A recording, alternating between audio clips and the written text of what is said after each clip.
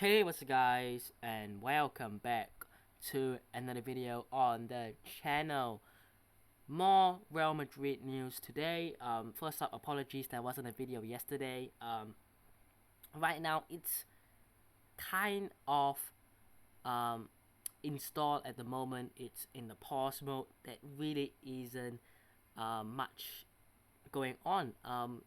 Today we'll be talking about the return of Fran García and Brahim Díaz, also Luka Modrić, and another player that the Saudis want to take from Europe. Incredible. Like, Saudi Arabia are actually going to be poaching in for all of these players, like, actually. And more about that. Also Nacho Fernández and his new contract, which could be a here we go from Fabrizio Romano very, very soon. So keep a lookout for those, but we'll talk more about that later on. But let me just recap what we missed out yesterday, because nothing, basically. For those of you who kind of want to hear and know more about what's going on with Kai Havertz and also Harry Kane, the situation here with Kai Havertz especially is that Real Madrid want the player. They're interested in the player, and they're willing to pay a sum of fee that they think Kai Havertz is worth. The issue here is Chelsea demand more than what Real Madrid are willing to pay. So reports were suggesting that Real Madrid want Kai Havertz for 42 million. I'm pretty sure it's pounds. Chelsea won about 52 million pounds with add-ons. So we're looking at a 15 million pound difference here.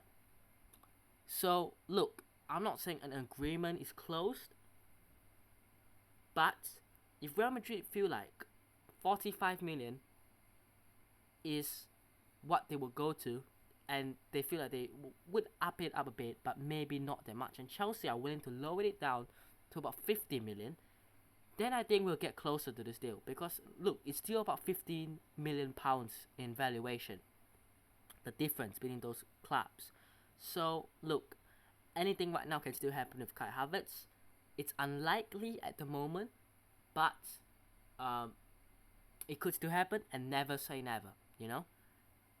Because I'm looking at Real Madrid and I'm going, Joselu is probably gonna be announced and presented probably soon, but I don't want to see Joselu as our main number 9, so we need something. Even if that's Kai Havertz's striker, so we need something. And on Harry Kane, look, it's still the same as I last reported 2 days ago. It's the same. It's complicated, and it looks like it's not gonna happen. It's off now, because Real Madrid think that the player is a good player and is a perfect Benzema replacement, but the fee, Daniel Levy, Spurs, his age to a certain extent, and Kylian Mbappe and Erling Haaland are in the way. Look, Kane is a solid player, a solid replacement, right? But you're paying 100 million euros for a 30-year-old. He's gonna be 30 in a month's time, and you're dealing with some of the hardest people that you can possibly deal with on transfers. And of course, there's always the Mbappe door. There's always the Erling Haaland door.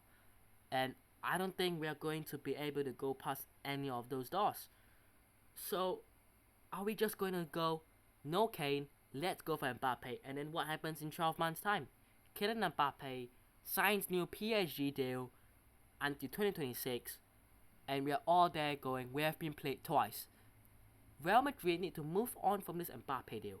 Okay? Even if he promised, even if he is actually going to come next year, and next year he might be a Real Madrid player, do you think Real Madrid fans will go, you know what?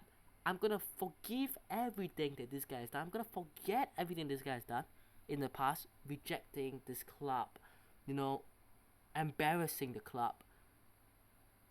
And I'm just going to agree with the deal because, you know what, it's Kylian Mbappe.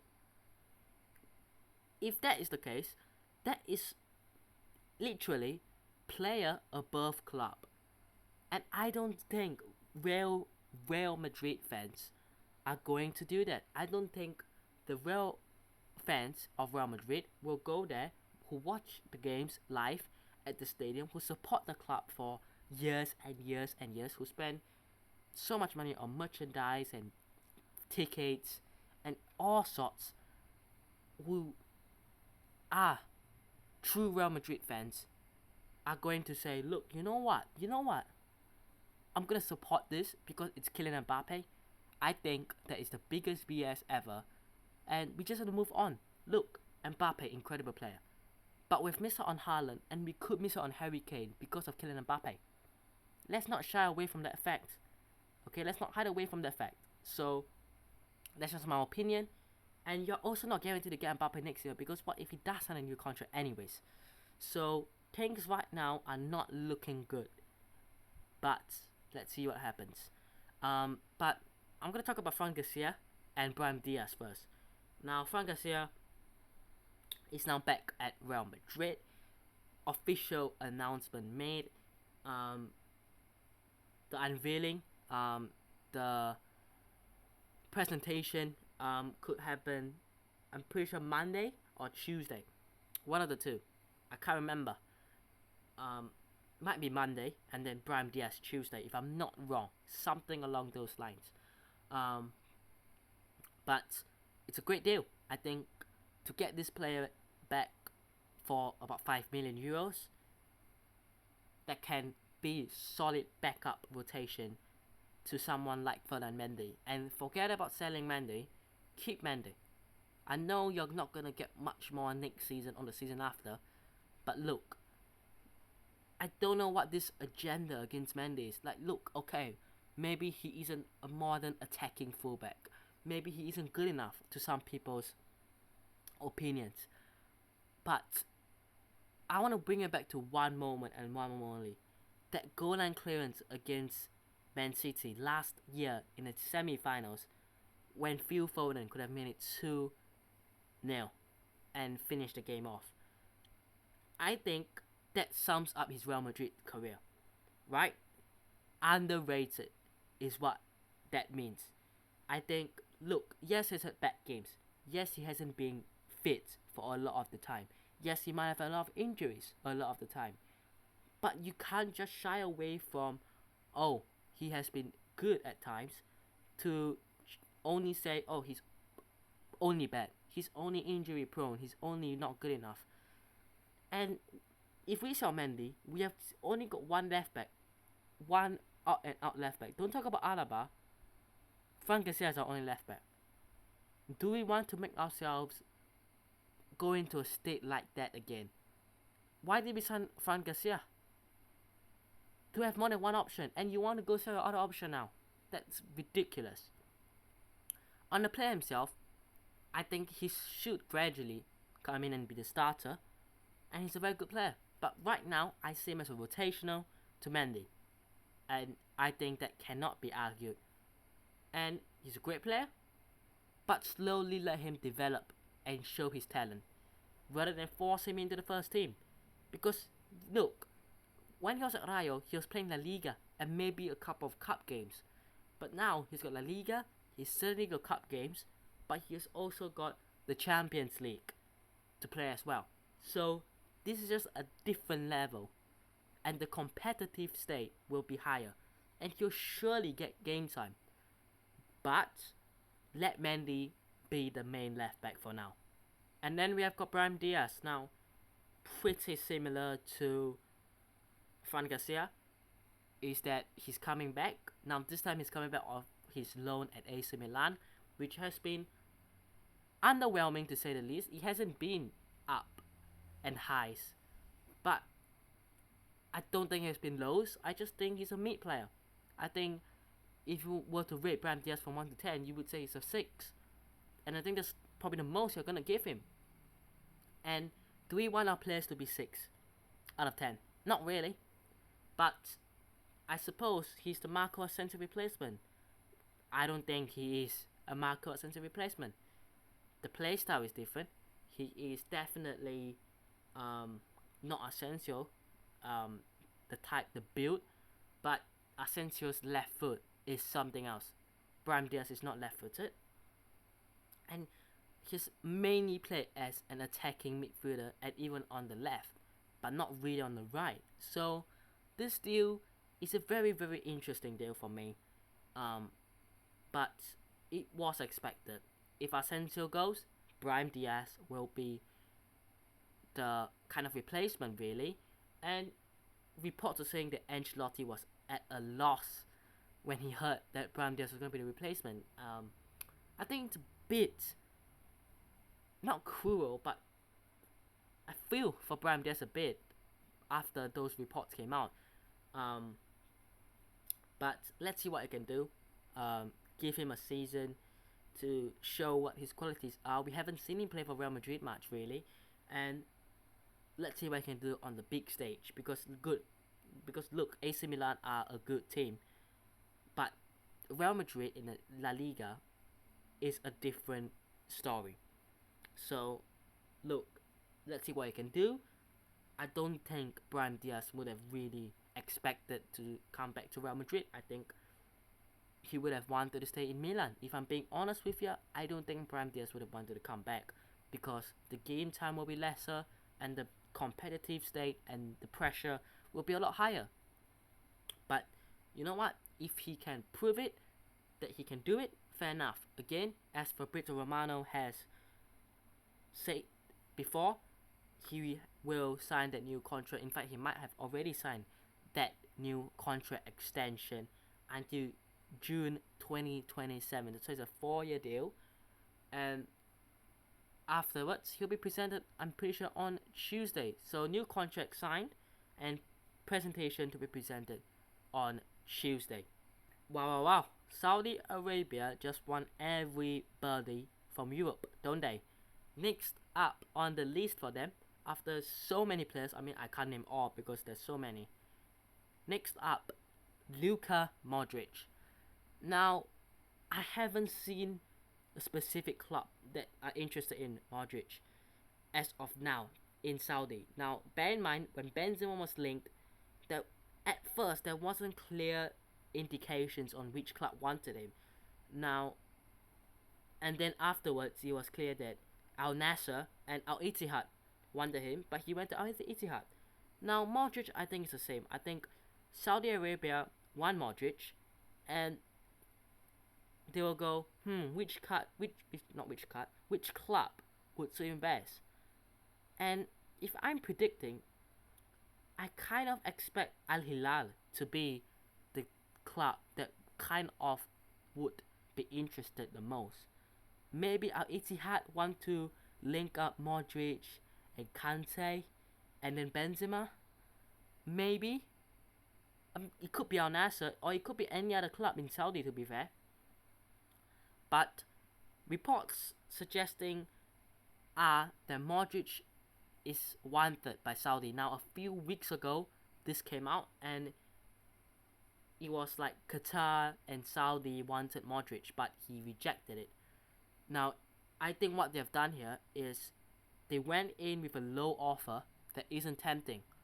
And just like what they did with Benzema, they then gave him an offer that it is so big and so huge that it's almost impossible to reject. So I won't be surprised if Modrić gets like 300 million a year or something like that, and he's an ambassador for the 2030 World Cup, and there's this and that. I won't be surprised if his contract is something insane. Now, of everyone, I don't expect Luka Modrić to do it. But again, like Benzema, that contract is so big that it's almost like, you know what, if he goes, I'll hold my hands up and I'll go, if I was him, I would do it. And if I was Modrić in this case, I would do it. He's, like Benzema, won everything. He's also won a Ballon d'Or. He's won Champions Leagues, La Ligas. He's brought Croatia to the World Cup final and third place. Back-to-back World Cups. He signed off. Nothing left for him to do in terms of club level and international level. Yes, Croatia haven't won the World Cup, but it's practically impossible, really. I'm not trying to be disrespectful. So, The offer is huge. He will consider his future in the next few days. And we've already seen Benzema go. I'm not surprised again if I see Modrić at 37 join Benzema and join Ronaldo and join Kante and potentially Zaha and Mahrez. You know, I won't be surprised if these players all go to the Saudi. And people always saying, oh, it's because of the money, it's ruining football. I agree, but it's almost like we have to just accept the fact, because unfortunately in this world, money is the most important thing. It is the most important thing. And you could say, oh, but these players have earned enough. Yes, but they're thinking of about their future. This money, yes, they already have a lot of money, but this money guarantees their life, their children's life, and even their children's life for the next generations. This huge amount of money that they're getting is almost a guarantee. It's a guarantee. Yes, right now they have a lot of money, but they will be guaranteed. So look, nothing in the world is guaranteed.